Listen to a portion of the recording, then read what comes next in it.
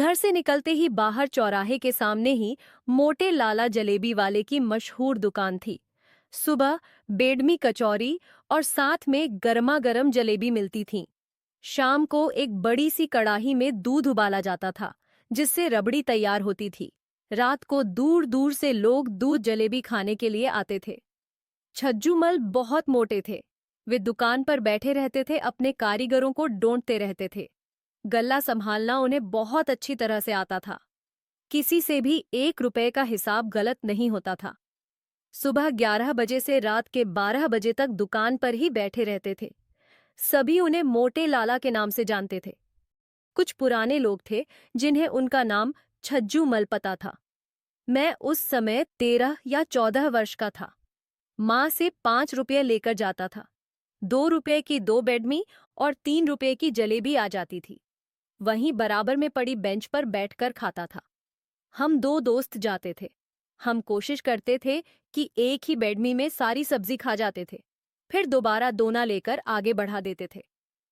मैं, भैया थोड़ी सी सब्जी देना। सब्जी देने वाला लड़का लालाजी की ओर देखता। लालजी हम दोनों को घूर कर देखते, इससे पहले वो कुछ बोलते। मैं, अरे लालजी, आपकी सब्जी बहुत टेस्टी है, इसीलिए तो यहाँ रोज बेडमी खाने आते हैं, वरना अगले चौराहे पर 2 रुपए की 3 मिलती हैं। चल भैया, डाल दे सब्जी। लालाजी कुछ नहीं बोलते और सब्जी वाला सब्जी डाल देता है। यह हमारा रोज का काम था। एक दिन शाम को हमारे कुछ रिश्तेदार घर आए। शाम को खाना खाने के बाद दूध जलेबी की फरमाइश होने लगी। पहले तो मेरी ड्यूटी लगी दूध जलेबी पैकर करवा कर लाने की, लेकिन तभी कानपुरा वाली बुआ बोली, बुआ जी, भैया याद है बचपन में हम कैसे छज्जू हलवाई की जलेबी खाते थे? वह अभी भी है या? मैं, बुआ जी यहाँ कोई छज्जू हलवाई नहीं है, हम तो मोटे लाल की जलेबी लाते हैं। पिताजी, अरे दीदी है छज्जू हलवाई। मुन्ना मोटे लाला का असली नाम छज्जू हलवाई है। पहले वह बहुत पतला था, अपने पिता के साथ केवल दूध जलेबी बेचता था। बुआ, छोड़ो ना भैया, वहीं चलकर खाते हैं। सर्दी का टाइम है, गरम गरम दूध और जलेबी मजा आ जाएगा। हम सब तैयार होकर मोटे लाला की दुकान पर पहुंच जाते हैं। दूध जलेबी का आर्डर देकर हम वहीं भट्टी के पास खड़े होकर दूध को उबलता हुआ देख रहे थे। छज्जू हलवाई, अच्छा तो गौरी शंकर जी, ये आपका लड़का है।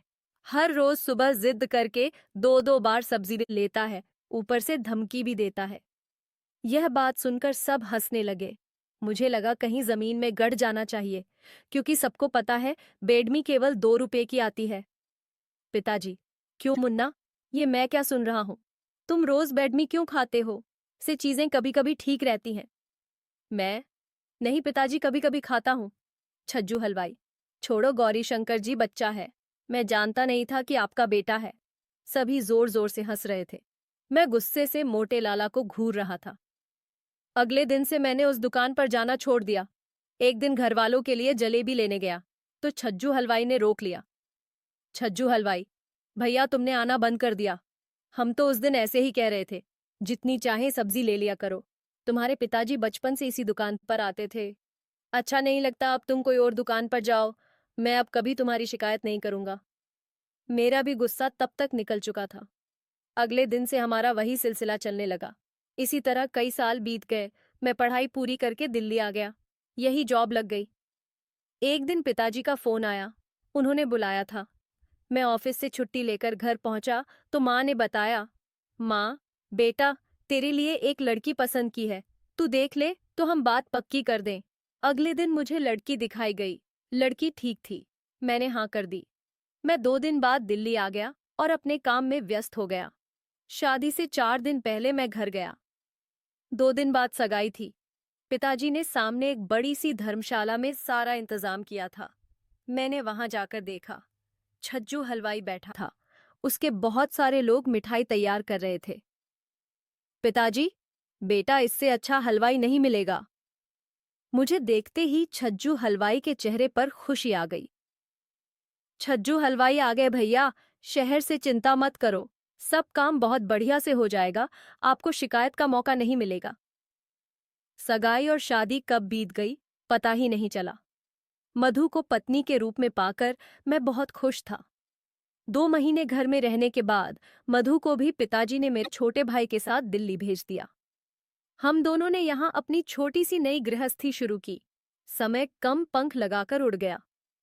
एक बार एक दोस्त की शादी का निमंत्रण मिला। मैं और मधु शादी से एक दिन पहले ही घर के लिए रवाना हो गए। कार में सामान रखा और ड्राइव करते करते घर पहुंचने ही वाले थे। तभी मैंने मधु से कहा, मधु, तुमने हमारे वाले चौराहे के मोटे लाला की जलेबी खाई है? मधु, हाँ पिताजी, एक बार लाए थे। चलो आज वही दूध जलेबी खाएंगे और घरवालों के लिए पैक करा लेंगे। मैं जल्द से जल्द उस चौराहे पर पहुंचना चाहता था, लेकिन जैसे ही मैं वहां पहुंचा तो देखा दुकान बंद थी। बाहर एक लड़का मोमोज बेच रहा था। बेटा, ये दुकान आज बंद है क्या?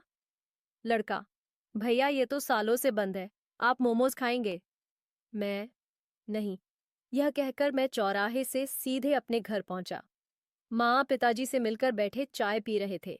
तभी मैंने छज्जू हलवाई की दुकान का पता किया। पिताजी, मुन्ना, धीरे धीरे शहर का कल्चर बदल गया। लोग अब मोमोज खाने लगे।